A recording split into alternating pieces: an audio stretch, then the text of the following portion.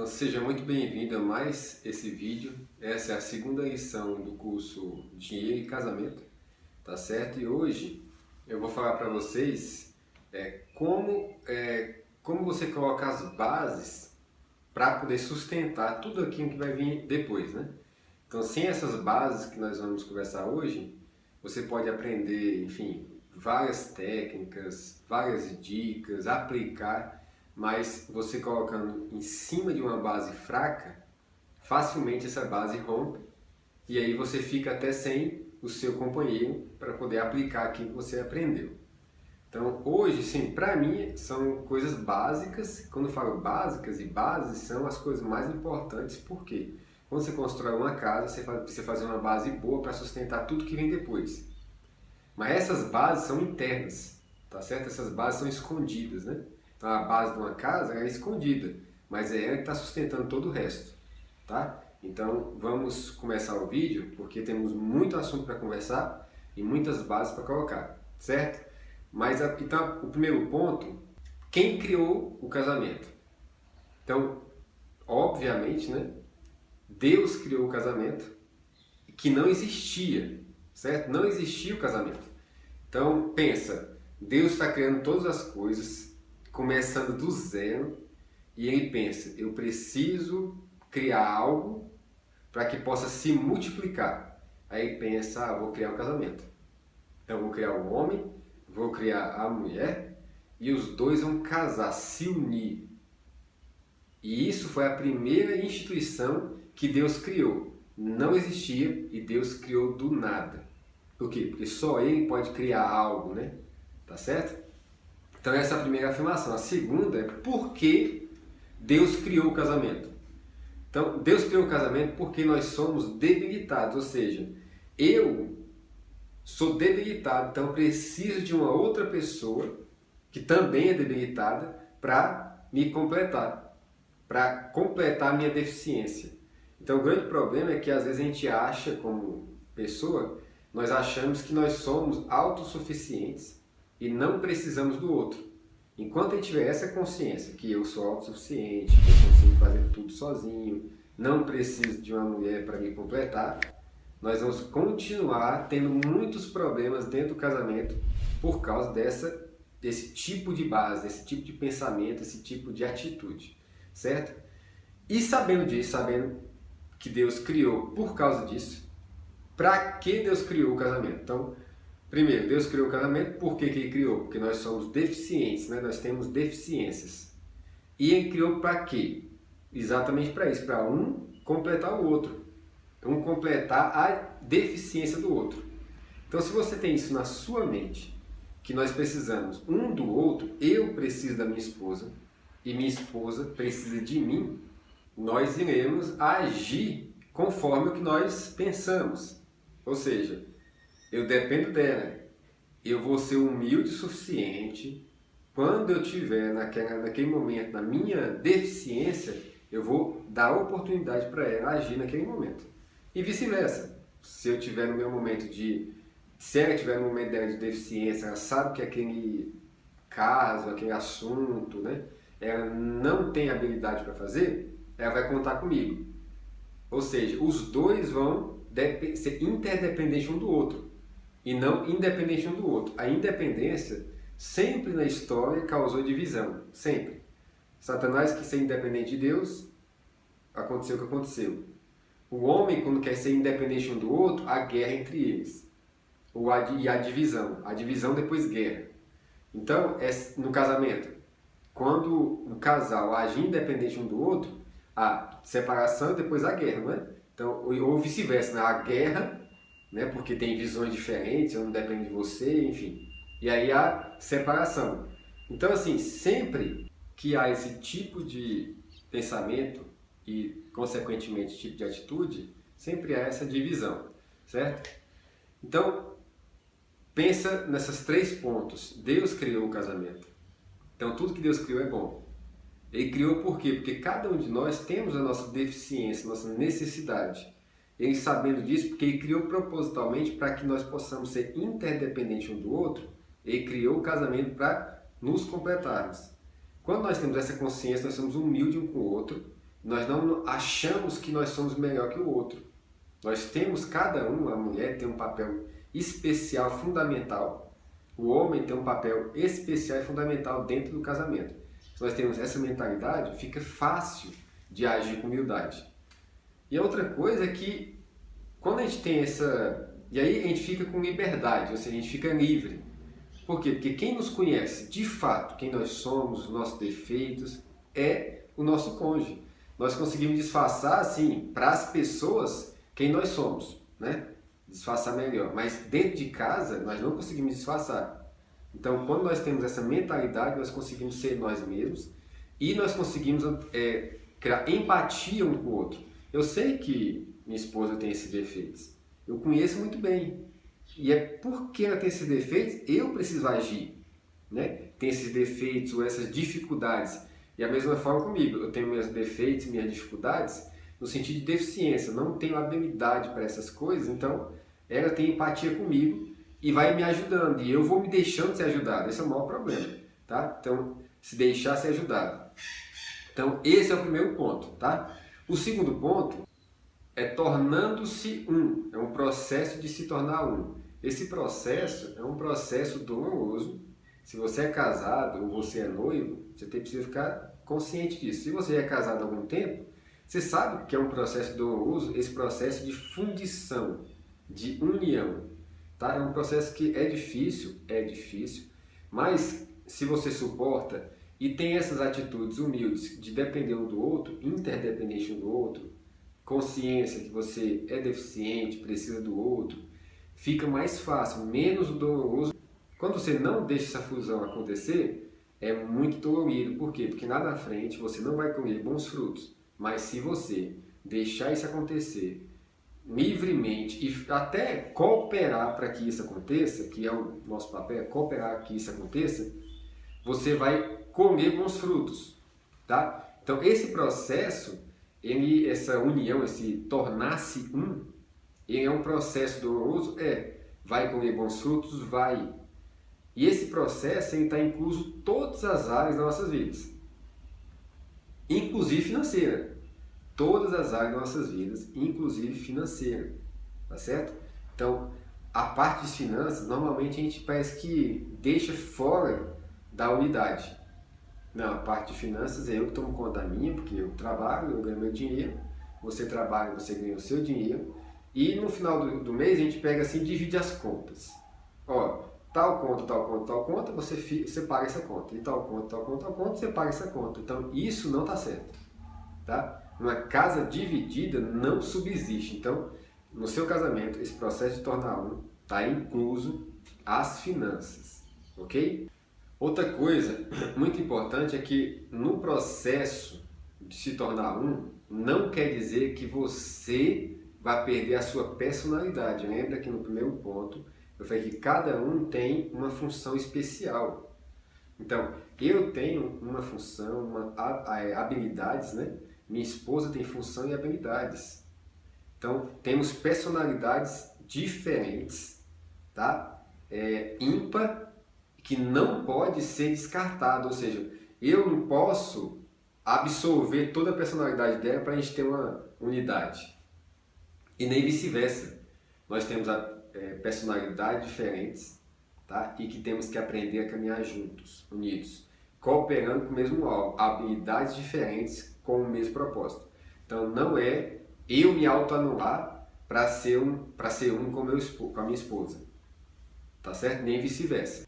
Outra coisa é que o amor conjugal, né, o amor do casal tem que ser tão profundo, mas tão profundo, e ele é tão profundo, que Deus ele pega o casamento e ele dá uma analogia, uma referência ao amor de Cristo e à igreja. Ou seja, o casal, a forma que o casal anda, a forma que o casal se ama, né, se completa, é a forma que Cristo ama a igreja, que Cristo anda com a igreja e se casa, enfim. É a analogia perfeita que Deus deixou na terra para mostrar, ó, assim como é o casal, assim é Cristo e a igreja. Então, a nossa responsabilidade como casal é grande, porque nós temos uma referência a apontar. Nós apontamos, a nossa atitude, a nossa vida aponta para algo muito maior do que o casamento em si. Nosso casamento, eu e minha esposa, né? Então, nós temos essa responsabilidade de representar, né, de mostrar como é a relação de Cristo à igreja. E isso está em Efésios 5, né? Você vê aí Efésios 5, Paulo está ali falando sobre Cristo e a igreja e fazendo a analogia do casamento, apontando para a relação de Cristo e a igreja. Então, isso é uma grande responsabilidade para nós, tá? Então, nós somos um e essa unidade, tá? Mostra o amor, esse amor profundo entre o casal mostra isso, aponta para isso. Outra coisa é que a aliança, ela é algo eterno e inquebrável. Então, quando você se torna um, e a aliança não é colocar um dedo um anel no dedo, tá? A aliança é um compromisso que eu faço com outra pessoa. Então, quando eu faço essa aliança e eu tenho no meu coração que esse compromisso é inquebrável, naturalmente eu vou me concentrar em fazer o meu casamento ficar maravilhoso. Ou seja, afinal, só porque eu sou crente não posso separar. Não é só por causa que eu sou crente, é porque você fez uma aliança com alguém. A sua palavra não vale de nada. Né? A palavra das pessoas e a própria pessoa que dá a palavra, ela mesma ela se desfaz, ela mesma joga a palavra dela na lata de lixo. Então, eu fiz uma aliança com alguém, independente do que ela fizer comigo. Então, eu assumi um compromisso. Quando você assume um compromisso, é um compromisso de unidade. Nós nos tornamos um. E esse compromisso de unidade, quando nós temos isso na nossa mente, no nosso coração, eu fiz uma aliança inquebrável, ou seja, uma aliança vitalícia. Não tem para onde correr, né? Não tem escape. Então, quando eu tenho isso no meu coração, eu me concentro em fazer o meu casamento se tornar um casamento, um céu na terra.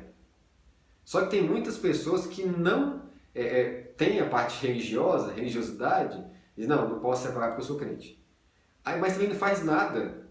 Vive o inferno na terra dentro do casamento. Então não é esse o propósito que nós temos. Nós temos o propósito, pelo contrário, de mostrar, como eu falei anteriormente, mostrar, representar, mostrar e apontar a relação de Cristo à igreja.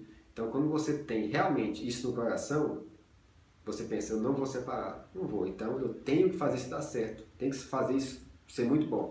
E o terceiro ponto é o divórcio. Em Mateus, eu não vou ler agora para não esticar, mas depois você pode ler, Mateus 19:6 e Malaquias 2, do versículo 14 até o 16, ele está falando sobre se unir a sua esposa, tá? Até que a morte o separe.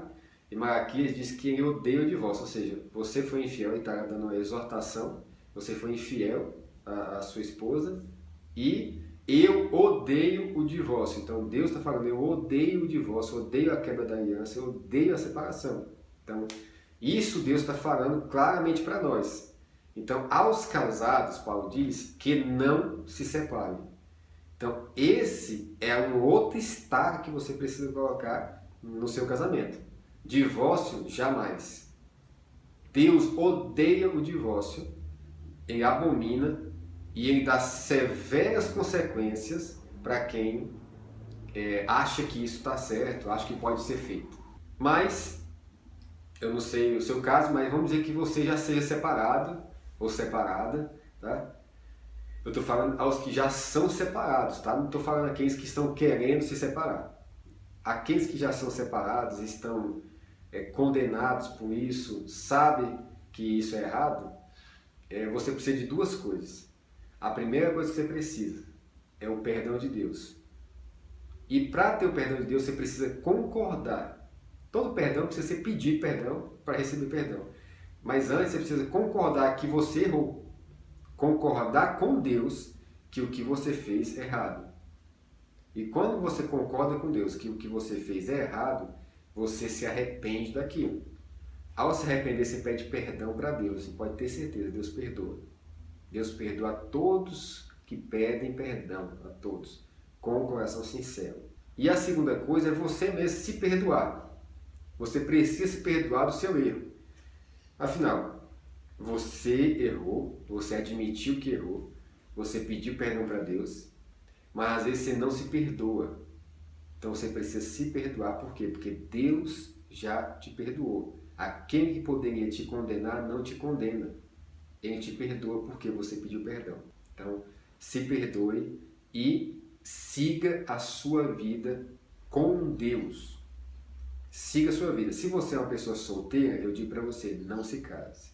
Solteira que eu digo, separado, né? Você não é solteiro ainda na visão de Deus. Você é casado ainda, mesmo que o seu marido já tenha casado. Mas se você já é casada, tá? Eu quero que você saiba que essa aliança é para sempre. Você precisa pegar todas essas estacas que eu falei e fincar sobre o seu casamento agora. Não é o ideal, não é a vontade de Deus, mas já está feito. Se você se arrependeu dos seus pecados, o pecado de ter quebrado a sua primeira aliança, você pediu perdão, Deus perdoou você. Perdoou mesmo. E agora você precisa andar certo, andar correto, na vontade de Deus. Certo? Então, faça isso e finque essas estacas no seu casamento. Uma outra coisa em relação a se perdoar é que se perdoar não é negar o fato de você ter errado. Porque a gente fica numa crise, não, mas eu errei, mas como é que eu vou me perdoar? Fica naquela crise, que é a condenação. Então, fique bem claro, eu me perdoar, aceitar o perdão de Deus e me perdoar, não quer dizer que eu vou negar o fato que eu errei. Pelo contrário, eu vou assumir que eu errei e assumir o perdão de Deus, receber o perdão de Deus e seguir em frente, tá? É igual aquela prostituta, eu te perdoo, mas Jesus não falou assim, te perdoe e viva a vida que você quiser. Eu te perdoo, está perdoado os teus pecados, não tenho nada contra você, mas vai e não peques mais, então você já pecou, já cometeu um pecado, Jesus sabia que eu estava cometendo pecado, e falou assim, vai, mas não viva mais dessa forma. Você está perdoado, eu apaguei o escrito de dívida. Eu apaguei o seu pecado, porque você realmente se arrependeu. Tá? Então é muito perigoso, às vezes a pessoa porque quer fazer a própria vontade, separar e pensando na frente, eu peço perdão para Deus. É perigoso isso, tá? Então é perigoso você viver dessa forma, que é uma forma astuta. Então não viva dessa forma, siga a vontade de Deus, enquanto você pode. E eu estou falando para aqueles que não podem mais. Mas se você pode, você deve seguir a vontade de Deus. Aqueles que não podem, que já estão casados novamente. Não posso mais o que fazer. Eu vou errar se eu quebrar a aliança e voltar para o outro. Não é a vontade de Deus. Então, siga esse caminho no perdão de Deus. Tá? E não faça mais isso. Né? O quarto ponto é deixar e se unir. Ou seja, em Gênesis diz assim o seguinte, você casa e deixa o seu pai, você deixará seu pai e sua mãe, né, de seus pais, e se unirá ao seu cônjuge. Então, esse é o mandamento, é a orientação de Deus. Você não pode ficar debaixo da autoridade, depois do casamento, do seu pai e sua mãe, ou debaixo do controle do seu pai e sua mãe. Isso vai causar problema. Então, existem casais, né, e pode ser até o seu caso, que os pais controlam tudo que o casal vai fazer. Eles controlam, eles se metem demais no casamento e vocês permitiram isso. E às vezes permitiram por quê? Porque na maioria dos casos, os pais que controlam o casamento dos filhos é porque eles também controlam, eles financiam de alguma forma, ajudam financeiramente, recorrentemente, um casal que está com dificuldade financeira. E aí o casal fica meio refém. O casal fica meio refém dos pais. Por quê? Porque os pais estão sempre assumindo aí algumas partes financeiras do casal. Então isso é errado, isso está fadado a terminar, fadado a acabar o casamento. E os pais, os pais que controlam, né, com excessividade de controle, eles não percebem que isso vai causar uma separação naquele casal. Tem casal que eu conheço, que a gente trabalhou bastante tempo para ajudar, mas que os pais controlavam o casal. Mas exatamente acontecia isso. Eles ajudavam sempre financeiramente aquele casal. E o casal ficava refém, por quê? Porque, afinal, eles precisam do dinheiro dos pais. Meu Deus, se eu não fizer a vontade do meu sogro, do meu pai, né, eles não vão mais nos ajudar e como é que a gente vai ficar? Então, isso tem que ser, o cordão umbilical tem que ser cortado. Né? Quando você casa para formar a sua família. E você não está mais debaixo. Quando você casa, você sai da autoridade do seu pai e sua mãe. Você está agora constituindo uma outra família. Isso quer dizer, então, que você vai abandonar seu pai e sua mãe? Não é isso. Quer dizer então que seu pai e sua mãe não podem te ajudar financeiramente? Não é isso. Quer dizer que você está saindo da dependência do seu pai e de sua mãe. Você não pode mais ficar dependente, ou seja, você tem que crescer. Você precisa crescer. E para crescer, dói. Então, eu vou contar uma historinha da águia. A águia era a águia americana, né? A águia americana ela fica ali por volta de 2 meses, tá? Construindo um ninho para os filhotes. Depois de mais ou menos 12 semanas do filhote nasceu, né? 12 semanas de idade, o que a águia faz? Aqui, depois de 12 semanas, o filhote já está em condições de voar. E a mãe águia sabe disso. Sabe o que ela faz? Ela empurra o filho para voar com as próprias asas. Pode acontecer uma coisa ruim? Pode. Tá? Mas o filho precisa desse empurrão. O filho precisa, às vezes, de sofrer consequências para aprender a se virar. Aprender a virar homem, aprender a virar mulher, aprender a virar adulto. Tem casal que a vida toda não cresce, né? Por quê? Porque os pais estão sempre ali amufinando, como chama, né? Assim, amufinando todos os membros do casal, né? No caso, seu filho ou sua filha. E o cônjuge. Então isso é péssimo, não faça isso. E os seus pais, após você se casar, eu entendo que os pais devem ser honrados, sempre honrados a vida toda, tá? E eles devem ser um tipo de mentor para vocês.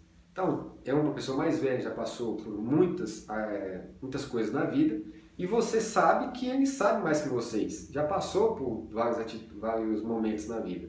E você pode sim pedir conselhos e deve pedir conselho para eles. Mas vocês não têm obrigação de dependência de fazer a vontade dele. Ele, como pai, tem que saber disso e vocês, como filho, tem que saber disso. Então, vou lá, meu pai, eu estou com um pensamento aqui, tal, quero fazer isso, o que o senhor acha? Se ele disser não, você avalia o conselho dele e você toma a sua própria atitude. Se você tomar a atitude igual o que ele aconselhou e der errado, a culpa não é do seu pai ou de sua mãe. A culpa é sua, foi você que quis fazer aquilo. Ok? Então esse aí é o quarto ponto. Então o quinto ponto é um ponto muito importante, que acontece muito também, que é a parte de amor e respeito. Então o homem, ele precisa de respeito, honra, e a mulher precisa de amor. Efésios 5 diz isso, né? Então, o homem deve amar sua esposa e a mulher deve respeitar o seu marido. Esse é um ciclo perfeito no casamento. Só que o que acontece? Vou montar um cenário aqui para você ver. A esposa ganha mais que o marido. E por ela ganhar mais que o marido, ela toma as decisões financeiras da casa, sem nem consultar o marido. É investimento, vou investir aqui. Por quê? Porque ela já é perceptível que ela tem mais habilidade de ganhar dinheiro do que ele. Tá? Não tem problema. A mulher ganha mais que o homem. O problema é a atitude que ela tem em relação ao marido dela, de desrespeito, desonra. Quando ela desonra o marido, o que acontece? O marido, consequentemente, ele reage com falta de amor. E ela, na necessidade de ser amada, ela reage com a falta de respeito. E esse ciclo fica continuando ali, ó, aquele ciclo que nunca acaba. Como que você deve acabar com esse ciclo?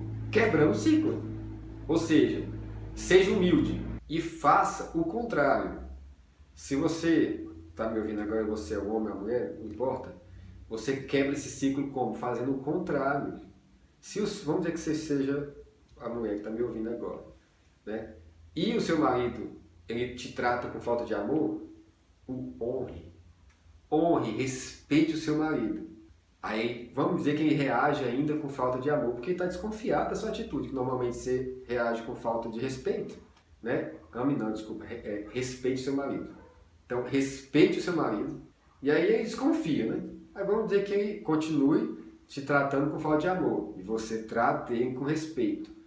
É natural a reação dele de te amar, a reação dele de cuidar de você. É natural, é automático isso, tá? Porque ele se sentiu honrado. Ao se sentir honrado, ele automaticamente reage o quê? Ele deseja dar algo para você. Então você vai quebrar esse ciclo de maldição, esse ciclo ruim que acontece normalmente nos casamentos. Então esse aí é o quinto ponto. E o sexto ponto é muito simples. O casamento foi feito para ser uma bênção e não uma maldição. Como que você faz o seu casamento ser uma bênção? Resumindo a ópera, faça o quê para fazer o seu casamento ser uma bênção? prefira o outro do que você mesmo, como dizem em Filipenses. Prefira a sua esposa. Pense como que você vai agradar a sua esposa, como que você vai fazer a sua esposa feliz, o que as suas atitudes vai deixar ela feliz ou não. Então, faça dessa forma, seja humilde, não é capacho, tá? Não é otário, não. É ser humilde e agradável e amável. Seja isso, faça isso, viva para agradar, fazer sua esposa feliz, tá? Nas finanças, os seus gastos, como que você vai gastar dinheiro? A forma que eu gastar o dinheiro vai trazer harmonia para minha casa, para o meu casamento? Ou vai trazer a desarmonia? Então, faça isso. Da esposa a mesma coisa. Prefira o seu marido, como diz em Filipenses, prefira ele, tá? Honre seu marido, respeite o seu marido, tá? O marido ame sua esposa, trate-a bem, faça tudo que para ela se sentir amada. Então prefira, ou seja, tente entender como que ela se sente amada e faça coisas práticas para que ela se sinta realmente amada. Então esse é o 6º ponto, simples assim. E o 7º e último ponto para acabar, tome uma decisão de uma vez por todas. O que é isso, meu Deus? Tomar uma decisão de uma vez por todas. Todo casal precisa ter decisões claras, assumidas um para o outro. E eu não estou dizendo para você assumir milhares de compromissos que às vezes você não vai cumprir. Mas assuma pelo menos um compromisso, que é um compromisso que eu posso falar que eu assumi e minha esposa assumiu comigo. Diga assim, ó, de uma vez por todas, vocês dois, um para o outro, ó, de uma vez por todas, eu não vou me separar de você. Pode acontecer o que for, eu não vou me separar de você. A não ser que você morra, né? Aí você morra, tão livre. Então, assuma isso de uma vez por todas, assim, coloque em algum lugar. Ó. Eu assumo que o meu casamento é vitalício para sempre, independente de qualquer coisa que acontecer. Assuma isso. Então, faça algo, você e sua esposa, um compromisso inquebrável. E eu peço, não faça milhares de compromissos. Né? É melhor você fazer o compromisso que você cumpre do que fazer compromisso e não cumprir. Mas é necessário fazer compromisso. E esse compromisso que eu falei, eu acho que todo casal devia fazer um para o outro. E tirar do seu pensamento, do seu coração, do seu vocabulário, o nome divórcio. Então, faça esse compromisso de uma vez por todas. Eu não vou me separar de você, não importa o que você faça. Você pode ir embora, continua casado. Você adulterou, você perdoa.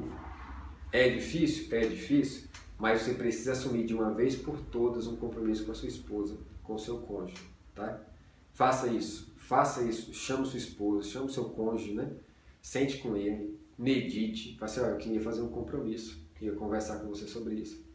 E pra gente, de uma vez por todas, extirpar esse sentimento de insegurança. Quando isso acontece, então, por que eu vou fazer isso? Pense que você está insegura ou inseguro no seu casamento, por quê? Porque você está pisando em ovos. Qualquer coisa que eu errar ou que eu fizer, o casamento acaba. Isso é muito ruim, porque você não vive livremente. Tá? Livremente para amar e livremente para ser quem você é. Então, faça esse compromisso e você vai ver a leveza depois. Você vai ver que você vai ser realmente quem você é. E você sendo realmente quem você é, você consegue ser aperfeiçoado. Agora, quando você mascara, você nunca consegue ser aperfeiçoado. Porque você não está sendo quem você é. Né? Nem para sua esposa. Difícil você mascarar para sua esposa, é muito difícil, tá?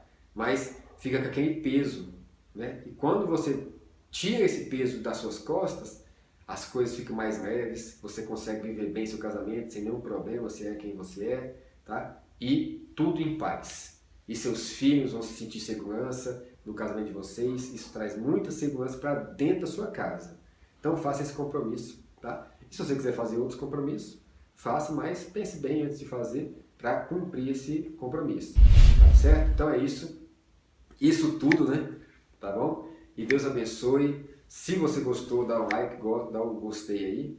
Compartilhe na sua rede social, para seus amigos. Compartilhe esse conteúdo. E até a próxima lição. Até mais.